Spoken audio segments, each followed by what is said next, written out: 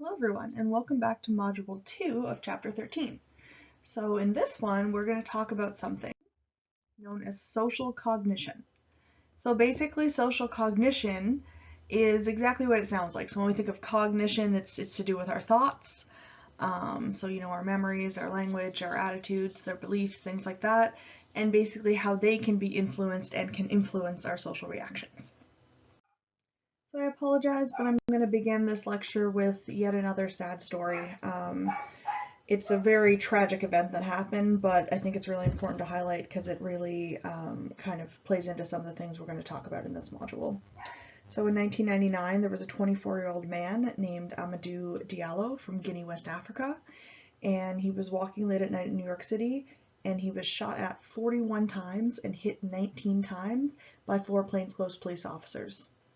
So essentially what happened is the police officers claimed that he was acting suspiciously, and so they decided to try to question him when they yelled at him to stop. And of course, him not knowing that they even were police officers because they're just wearing, plain clothes and it's late at night, he automatically kind of ducked away and tried to kind of enter the nearest apartment building. And he reached his hand in his pocket, and when he did so, they opened fire on him because they assumed that he was reaching for a gun. So one of the questions we might ask is, was prejudice an issue in Diallo's death? And you'll see that based on stereotypes and prejudice and stuff like that, there is a really strong chance that the reason that these police officers even attempted to question Diallo in the first place was due to their own prejudice about him being a lone black male walking late at night in New York City. So a question we might ask from this is, how can we understand how people process their social worlds and how stereotypes, prejudice, and other social processes might influence their perceptions and behaviors? So the field of social cognitive psychology is a combination of social psychology's emphasis on the social situation and cognitive psychology's focus on cognition, so those perceptions, thoughts, and beliefs that I was talking about. So basically how the social situation can influence the cognitions, and also how the cognitions you have can influence your social situations. So one of the central ideas in this field is that there are two major types of processes in our consciousness. So we have explicit processes, which correspond roughly to our conscious thought, so they're deliberate, effortful, relatively slow, and generally under our intentional control. And then on the opposite side of that, we have implicit processes, which comprise our unconscious thought. They're intuitive, automatic, effortless, very fast, and operate largely outside of our intentional control. So these two types of processes work together to regulate our bodies, update our perceptions, infuse emotion and meaning into our experiences, and affect how we think, make decisions, and self-reflect. So essentially there's one of two ways of thinking of something. You're either doing it kind of consciously, which would be explicitly and kind of reasoning through it slowly, or we also have our unconscious, automatic, kind of implicit processes as well. So the two types of processes can also influence each other. Our explicit processes can influence our implicit when our beliefs influence how we process information and how much attention we pay to behaviors. So for example, thinking a friend is good. You're more likely, if you think your friend is a good person, to pay attention to the times when they do good things and not pay as much attention or disregard the times they do not so great things. Implicit processes can influence explicit when our automatic tendency to categorize people into a stereotype group influences our judgment of them.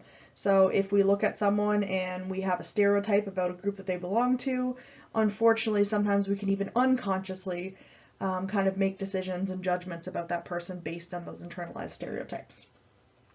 So in social cognitive psychology, dual process models are models of behavior that account for both the implicit and the explicit processes. One of the major contributions of these models is our understanding of how our conscious acts are conditioned or influenced by a huge amount of unconscious processing. So a lot of the time, there's a lot going on behind the scenes we're not fully aware of that's really influencing what we do and how we think and how we kind of speak towards others and things like that. So if we consider the case of Amadou Diallo in this light, what may have happened? And essentially, very tragic story, should never have happened. Unfortunately, the police officers actually got off without any punishment, which I think was ridiculous, and a lot of people would agree. I think over half of people in New York City stated that there should have been some retribution, and I think upwards of 80% of the African American community in that city kind of voted the same, but unfortunately the police weren't really held accountable, which we know is an issue even to this day, unfortunately. But basically, if we're considering his case in this light, we could think, there's unfortunately, can be an implicit blackmail stereotype, which might have guided their implicit thinking. So it might have even kind of affected why they thought he was acting suspiciously in the first place, when in reality it seems like he was just walking home late at night. He was a college student who had come to America to make a better life for himself, and it's tragic that something like this had to happen to him. So unfortunately, this case illustrated how implicit processes might act as a double-edged sword. So they do help us process information efficiently, but they do so through the creation of biases. So basically what happens is you get these like internalized stereotypes and biases and ways of thinking about people, and sometimes they can be kind of helpful and help you organize information or process it really quickly, but other times they can be really negative and detrimental. So the effects of implicit processes are illustrated in research on what we call person perception. So these are the processes by which individuals categorize and form judgments about other people. So when we meet someone, we automatically start forming judgments about them from the moment that we're introduced to them. And this is all a part of what we would call our person perception. So when we make a first impression of someone, we are relying very heavily on implicit processes, and we use whatever schemas we have available to us, because of course we don't actually know anything explicitly about them. So unfortunately, our implicit processes are all we kind of have to guide our interaction. So one incredible aspect of our implicit processes is just how accurate and practical they can be at times. And that's a big kind of caveat there, at times. So our initial evaluation of a person has been shown to be very similar to how we view them after prolonged exposure. So chances are, the majority of the time, when we meet someone and we have an initial first impression of them, that first impression turns out to be how we feel about them after, a few months later or even a few years later. It's not always the case, but first impressions do tend to be relatively accurate at times, we should say. So in these situations, we're making very rapid judgments based on what we call thin slices of behavior. So essentially very small samples of the person's behavior. And so research from the University of Toronto has shown that we can tell surprising things about people given very little information. So for example, when they flash pictures of people for just 1/20th of a second at participants, the participants were actually able to judge at a rate above chance the sexual orientation of the people that they were viewing. And there were other studies conducted where they looked at Americans and just showing them a picture of someone, and they were pretty accurate in determining whether or not they thought that person was Democrat or Republican. So a lot of the time we can take a lot of information out of these very thin slices of behavior.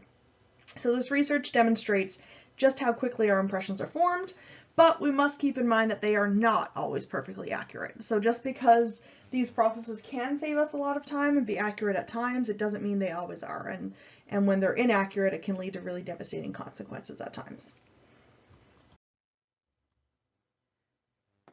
So first impressions have a very big impact on many of our social behaviors. So essentially, the fact that we know our implicit judgments can influence our perceptions and behaviors has a lot of different implications, particularly in terms of what we call a self-fulfilling prophecy. And I believe I talked about this in a different context in another chapter, when I talked about, not really believing that you're going to be able to do well on something tends to make you try less hard, and then you end up doing less well, so you kind of fulfill your own prediction. And so the same kind of thing can happen when we're talking about impressions of people. So if you meet someone and your first impression or expectation kind of affects your behavior, and then that affects the other person's behavior, that can lead you to confirm your initial impression or expectation. So say, for example, you meet someone and you're like, you know what, I don't think this person's very nice. They seem like they're really stuck up. I don't think I want to be friends with them. What do you think you're going to do? Are you going to try even harder to be their friend, or are you just going to kind of leave them alone and give them the cold shoulder? Well, if your first impression was they're snobby and they don't want anything to do with me, chances are you're going to react in kind and you're not really going to make any effort to get close to them. And so by not making an effort to get close to them, you'll never get close enough to find out whether or not they actually were a really nice person. So you can kind of go on assuming that your initial impression was right, because they're probably acting in a way that seems snobby to you now, but it's probably only because you're treating them like someone you don't want to be around. So the way you act can in turn affect the way they act towards you, and that can actually serve to essentially fulfill your initial prophecy of how you thought they were going to be. So self-fulfilling prophecies can impact our lives in many ways. If we are confident, we behave differently than if we assume we're going to fail, so it makes sense that they could be applied to our social cognitions and behaviors as well. So now a question we might ask is, how do we decide what information to use when trying to understand other people or form impressions of them? So what kinds of schemas within our mind, within our kind of cognitive network, should we activate? If a person falls into a stereotype group, so a group for which there already are kind of known popular stereotypes that you're likely to kind of be familiar with, these stereotypes often automatically are activated and they can influence our judgments.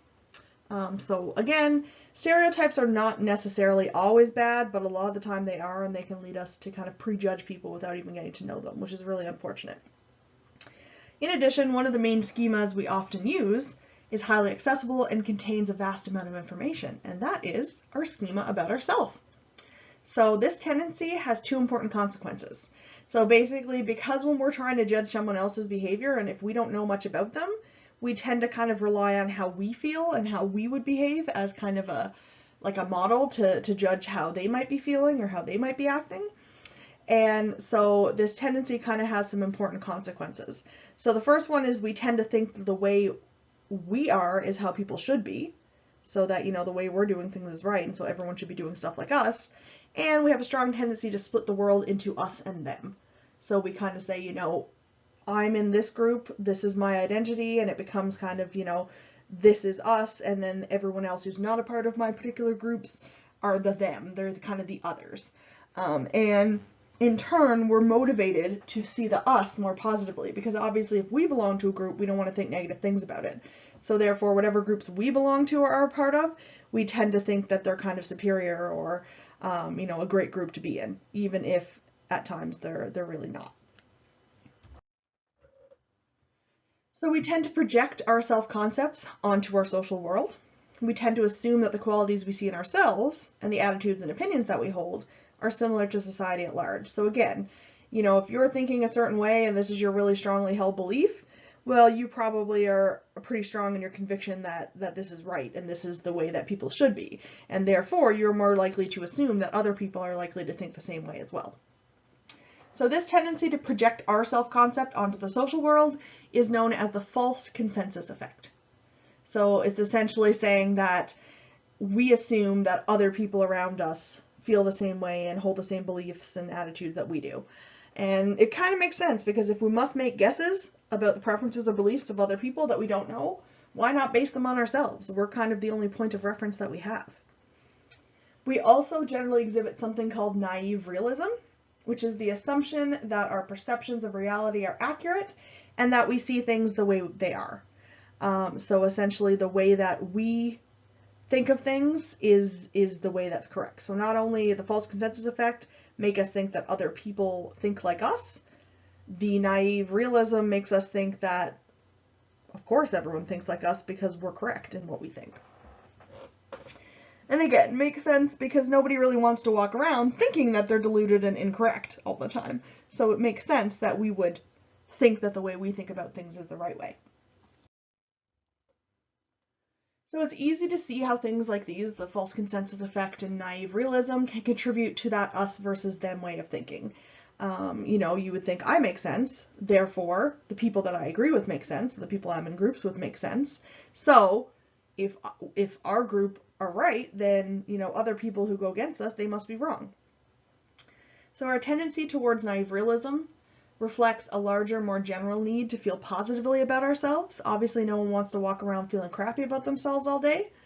So it's actually interesting. We've done research with undergraduate students to see just how important kind of getting a boost to self-esteem and kind of making you feel good about yourself is. And it's actually been shown that students have reported preferring to receive self-esteem boosts over eating a favorite food, getting paid, or even having sex. So that praise, that kind of recognition that, you're doing a good job and that you're a good person, that can be a really, really powerful motivator for us. We attempt to maintain that positive sense of self through the use of various self-serving biases. So we can actually have biased ways of processing self-relevant information that enhance our positive self-evaluation. So we want to kind of think about, the good things we do as being because of who we are as a person. But if we do something bad or if we make a mistake, we like to blame that on the situation or on other people. So that's what basically we mean by self-serving bias. You frame events and behaviors in a way that makes you feel good about yourself. So anything that's good, well, of course I did that. I'm a great person. Anything that's bad, well, that wasn't my fault. It was just because my teacher was mean to me. Self-serving biases also contribute to something called the better than average effect, and this one's kind of interesting. On average, people tend to think that for the skills that are important to them, they are better than the average person. So, for example, if you ask somebody to rate, say if they really like playing golf and you ask them to rate their golf skills, they might tell you, oh, I'm probably in like the top like 20% or something like that. And so we actually see that 80% of people rate themselves as better than average, which mathematically doesn't even make sense because obviously better than average will be in the top 50%. So you can't have 80% of people in the top 50%. That's not how math works. And the same thing with asking people if they felt like they were in like the top 1%, say, in their field, and they had 25% of people saying that they were in the top 1%, which again, mathematically speaking, doesn't work. The top 1% is just that. It's only 1% of people. So how could 25% of participants be in that top 1%? So these self-serving processes also influence how we explain other people's behavior. So when we're talking about ourselves, we're more likely to say it's our fault when we do good things and blame it on other people when we do bad things. And when other people do bad things, so for example, driving dangerously, we tend to make internal attributions, which means we blame it on who they are as a person. So we can call them internal or dispositional attributions. And so basically you're explaining their behavior in terms of some innate quality that that person possesses. So that person was driving recklessly because they're an idiot, because they're a careless person, because they're not a good person, rather than that person was driving recklessly because their mother was really sick and they were trying to get to the hospital, right? So we tend to blame it on something internal to the person rather than external factors. External attributions, aka situational attributions, on the other hand, attribute the actor's behavior to situational influences rather than innate qualities. So when you blame it on the situation, which we do for ourselves, if we do something bad, we'll often blame it on the situation. That will be an example of an external attribution. And so it's really interesting because we see that we're far more likely to make those dispositional attributions for other people, which kind of makes sense because you don't know the situation that everyone else is in, right? So it's harder for us to make a situational attribution for someone else when we don't actually know what they're feeling internally and what situation they're facing. So the fundamental attribution error describes our tendency to overemphasize internal or dispositional attributions and underemphasize external or situational factors when we're explaining other people's behavior. And as I just mentioned on the last slide, kind of makes sense. We don't know what's going on with someone internally or what situation they're in. So if we see someone speeding or driving recklessly, we're more likely to think of them as a careless person rather than trying to come up with, a reasonable explanation for why they might be driving that way. And so when we're making our attributions for our own behavior, we choose the opposite. We tend to choose whatever explanation makes us look the best. So again, if it's for our negative behavior, well, we're going to blame it on the situation. If it's for our positive behavior, of course, we want to blame that on ourselves because we're great people. And so research on the fundamental attribution error has illustrated that there are cross-cultural differences in this phenomenon. So the fundamental attribution error is more common in predominantly individualistic cultures like ours, whereas collectivist cultures are more likely to emphasize situational explanations for the bad behaviors of others. And that's because in a collectivist culture, the main thing that you're focused on is preserving group harmony and doing things for the greater good of the group. And so obviously, even if it is, someone else doing something that's bad, you still want to blame it on who they are as a person because they're a part of your group and you're all trying to kind of focus on getting your group ahead. So there are differences in this fundamental attribution error that kind of vary by culture as well. But it's a really interesting phenomenon because I'm sure it's something that we've all fallen prey to at least once in our lives. I always give the example of speeding because I know that even after researching and learning and studying social psychology and teaching about this stuff for years, there's still a part of me that every time I see someone kind of speeding or driving recklessly, I automatically think, oh, what an idiot. That's kind of our first initial gut reaction, and that's that fundamental attribution error at work. Because even if you step back for a second and say, well, you know what, maybe they're rushing to the hospital, maybe they, got a really important whatever coming up and they're like really distracted, you tend to not come to that conclusion initially. You tend to initially always blame it on the person. So here are just some examples of internal and external attributions. So internal attributions will be blaming behavior or kind of something that someone's done on things like intelligence, gender, ethnicity, and personality. Whereas external attributions, so kind of when we're blaming on things that are related to the situation, might be things like time of day, surrounding environment, or experience with others.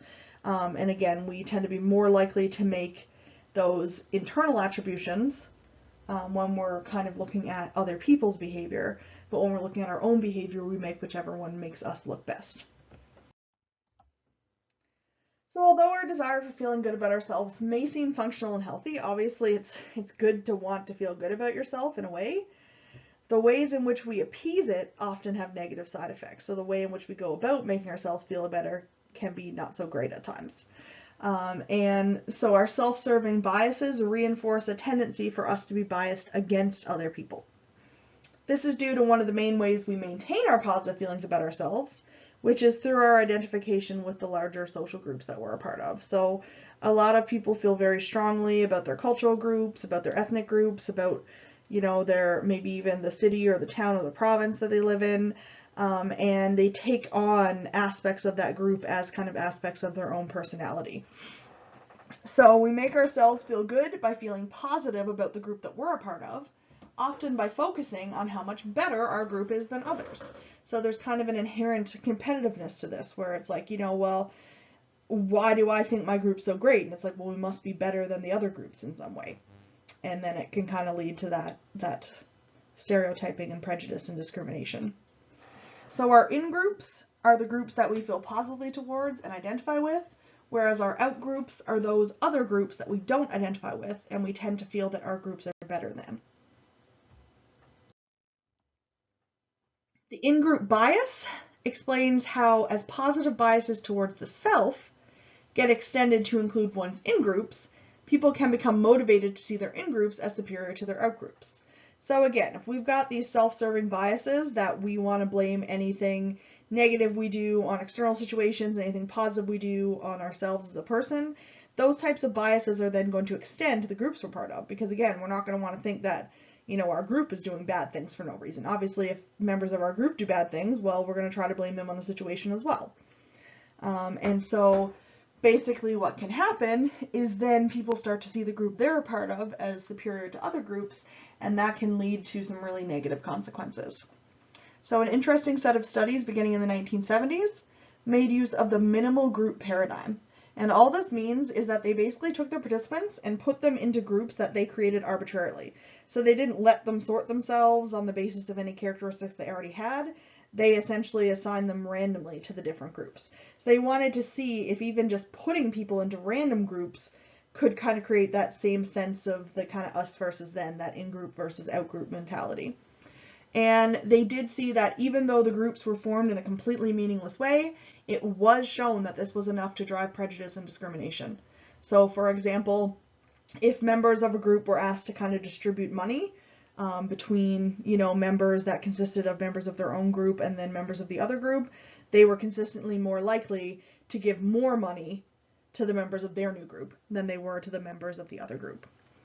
So these results suggested that the process of categorizing people into us versus them is fundamental. It's something that we do kind of automatically. And it has even more powerful real-world implications. So the fact that, even in these studies, people were willing to give more money to other people for no reason other than the fact they were in their group versus the other group, that has a really scary kind of real-world implication in terms of inequality and discrimination and things like that. So unfortunately, while at the explicit level, so kind of the conscious level that we're aware of, we may strive to be egalitarian and not discriminate, our implicit processes continually split the world into us versus them. So it's, as is demonstrated by those studies we were just talking about, it's not something that we can consciously choose a lot of the time. So using brain measuring technology, research has shown that our perceptual system begins to react differently to people based on their race and gender within 200 milliseconds. So just a fraction of a second, and you've already started kind of judging people based on whether they're a part of your group or they're a member of a different group. And so this may lead us to fall prey to a lot of different types of implicit biases. So a stereotype, and I appreciate that I kept using this word up until now without really giving you the definition, but we're going to define it now, is basically defined as a cognitive structure, a set of beliefs about the characteristics that are held by members of a specific social group. So it could be a race, it could be a sex, it could be, a hair color even. You've probably all heard the stereotype that blondes are dumb. And I like to use that for my examples in class because I don't want to use stereotypes that are going to offend anyone, and I myself am naturally blonde, so I figure I can at least use that one as an example. And so basically you're holding beliefs about that social group. Those beliefs function as schemas which serve to guide how we process information about our social world. And it's important to note that it is not only negative stereotypes that are problematic. So I mentioned briefly before that you can also have stereotypes that are kind of more positive, but at times they can still be detrimental as well. So for example, there's something called benevolent sexism. So somebody who is hostilely sexist, that means that they basically think, okay, men are the best, women suck type thing, or it could be the opposite way around, but unfortunately we do see a trend towards the former. And so hostile is kind of outright, being mean, putting down members of that group. However, benevolent sexism is kind of the opposite of that. It's actually saying, say for example, because you're a woman, you shouldn't have to do hard labor and things like that, kind of putting them on a pedestal, saying, oh, they're the fairer sex, we need to treat them delicately, and that type of thing. And that you might consider as being positive in a way because you're actually trying to treat them better than you would be treating kind of another male or something like that, but it's still really detrimental because it still limits the amount that that person can do and accomplish, and it still kind of warps your perception of them. So even when you're trying to be kind of kind, by feeding into a stereotype, it can still have really negative consequences. Prejudice is an affective, emotionally laden response to members of outgroups, including holding negative attitudes and making critical judgments of other groups. So they're typically based on stereotypical beliefs. So stereotypes are basically the beliefs that you hold about a certain group, and then prejudice is how you respond to members of that group based on those stereotypes. So stereotyping and prejudice lead to what we call discrimination, which is behavior that disfavors or disadvantages members of a certain social group.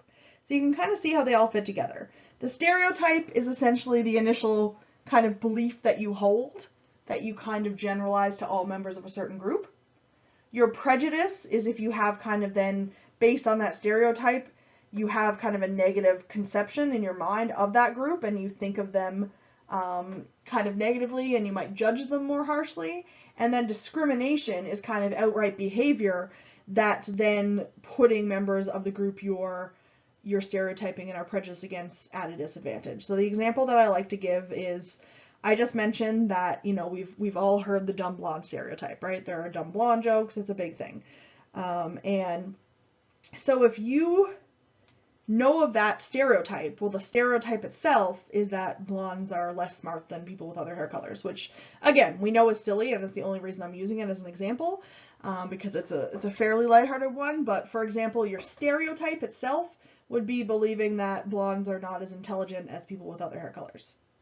Prejudice would then be if you actually kind of respond to people who are blonde in a certain way. So you don't take them as seriously, you make more critical judgments about them. So for example, if you were a hiring manager and you had someone come into your office and they were like a blonde candidate and you kind of rolled your eyes and you're like, oh no, like not this again. So you're already kind of prejudging them in a way based on that stereotype.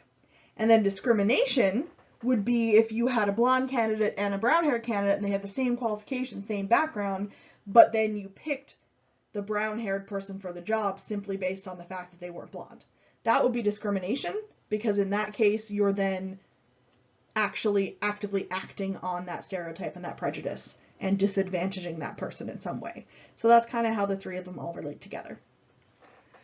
So taken together, these three factors underlie many of the destructive isms found in our society. So racism, classism, sexism, a lot of these constructs are kind of based on negative stereotypes and prejudice, and can lead to a lot of really awful discrimination. And so one of the central goals for people who are studying social cognitive psychology has been to understand how these processes work and how we can kind of influence them, and honestly how we can do better in a lot of cases. So in recent decades, the norms have changed greatly in terms of what is appropriate to say about other people, mostly for the better. So a lot of the time we're no longer allowed to use, certain racial and ethnic slurs, or slurs against people in the LGBTQ community. We've become a lot better in that respect, that we're holding people accountable for speaking about other people in a certain way and calling them names and things like that. Unfortunately, this increased sensitivity is sometimes disparagingly referred to as political correctness, carrying the suggestion that the battles for equality are basically over, and leading to negative attitudes towards members of disadvantaged groups when they raise concerns about how they are treated. So unfortunately, some people have kind of taken this whole political correctness movement and run with it, and kind of come out the opposite side and said, okay, well, now we're actually treating these people too good just because they were discriminated against for a while, and that's not fair. And they get, and then you have members of these disadvantaged groups then that are too scared to speak up for themselves, because these other people hold these negative attitudes against them. And it's really wrong, and it's really something that, unfortunately, as a society, we still have a long way to go on working on. So the truth is quite different. Outgroup stereotypes and prejudices and the discrimination they contribute to are no way a thing of the past. So we really do have to keep in mind that these still exist. A lot of the time, unfortunately, the prejudice and discrimination and things like that haven't actually gone away. They've just gone kind of underground. So some types of prejudice have what we call seeped into our basic social psychological functioning, and may even influence our physiological responses as well. So even though people know it's not acceptable to be outwardly sexist or racist or homophobic in today's society, that doesn't mean they're not still holding those beliefs internally a lot of the time. So if a great deal of our modern prejudice has gone underground, in the sense that people tend to hide it, how can researchers accurately measure prejudice in today's society?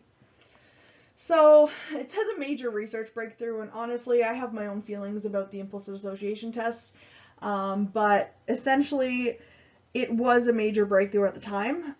In the 1990s, they created something called the implicit association test. And so basically it's a test that measures how fast people can respond to images or words flashed upon a computer screen. So what they do is they flash a bunch of words, and they might flash pictures of maybe one person from your own ethnicity and one person from a different ethnicity. And what they're kind of measuring is if you're faster to associate the negative words with somebody from the group that is not your own group. And if you're faster to associate the positive words with kind of members of your own group. So they're looking in that way to see if that, even though you might say that you're not racist or say that you might not have prejudice, it might still kind of exist beneath the surface. So when the buttons are associating stereotype consistent information, so the word, maybe if it's a negative word, goes along with the group that you know a negative stereotype about, or the positive word goes along with a group that you're a part of, people are actually faster at making their judgments. They make them more than 1/5 of a second faster in trials than in trials where the buttons are associating stereotype inconsistent information.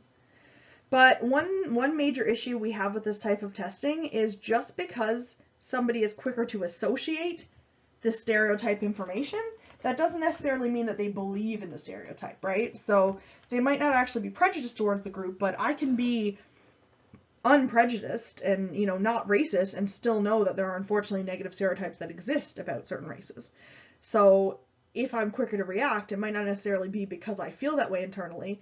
It might be because I'm aware of those stereotypes. So it's not really clear as to what is really being measured with an implicit association test.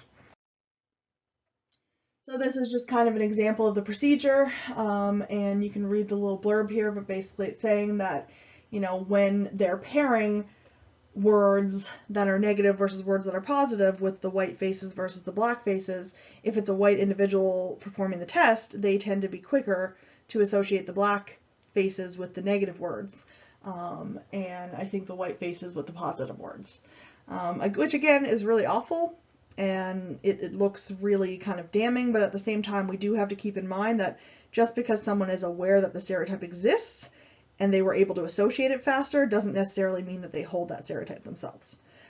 So I have a little bit of an issue sometimes with the conclusions that people come to from these implicit association tests. And so finally, for this module, with all the information we just discussed, we're left with a very important question. How can we overcome our implicit processes and work towards eliminating these harmful stereotypes? So research in the laboratory of Kari Kawakami, who's at York University, has shown that our implicit networks can actually be reprogrammed through practice. So we are actually able to kind of train ourselves into making more situational attributions for negative behaviors by stereotype group members. So rather than blaming on who they are, try to look at how you might blame it on the situation instead. So we can kind of reprogram our brains a little bit in that respect. Another extremely well-supported idea in social psychology is what's known as the contact hypothesis. So basically what this hypothesis states is that social contact between members of different groups is extremely important to overcoming prejudice. So the best way, if you are somebody who finds that you're dealing with some internalized prejudice or stereotypes, things like that, is to actually spend time with members of the group that you are prejudiced or stereotyping against. And so essentially when we work together on tasks, it can help us kind of come together to see each other for what we are, as all being human and all being kind of one big family that should be working together, towards common goals instead of fighting with each other over things such as silly as race and gender and ethnicity and things like that. And they actually did show, there's a study by Sharif, and it's not in the new textbook, which is kind of surprising, but it's called the Robbers Cave study. And basically what he did is he took a bunch of young boys at kind of a summer camp and divided them into two groups, and he wanted to see if he could kind of foster animosity between the two groups and get them, like, by making them compete for things, if they could kind of create that us versus them mentality. And they were actually very effective. The members of the groups were really not nice to each other after a while, even though, again, they were just kind of arbitrarily selected groups.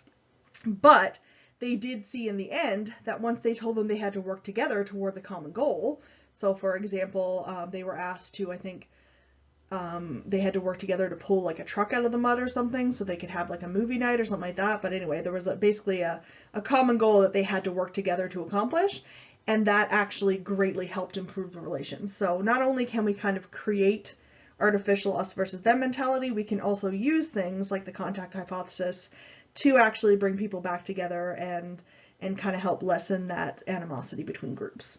So there is some hope, despite the fact that a lot of this stuff is not so great when we consider the facts right now. That's it for Module 2. Hopefully you enjoyed it, and we have one module left. So we are going to talk about persuasion and attitudes and beliefs and things like that. So hopefully you'll enjoy that one as well. But for now, I'll end it here, and I will talk to you in the next video.